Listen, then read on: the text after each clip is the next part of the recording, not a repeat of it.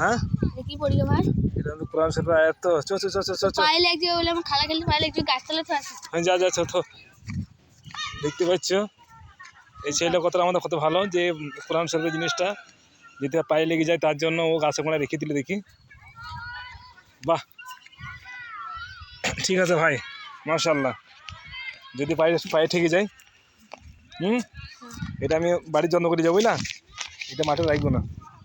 এদিকে ছেলেটা দেখতে পেয়েছো, এটা ওর একটা মানবতা জ্ঞান লেগেছে যদি কারো পায়ে ঠেকে যায় তার জন্য ও এটা আমাদের পুরানো একটা তুলে রেখে দিয়েছি যাতে কারো পায়ে না ঠেকে যায়, তার জন্য গাছে কোণে দিয়ে চলে এসেছিলো। যাক মাশাআল্লাহ, যা তুমি খেলা করো, গুড, সবাই ভাই।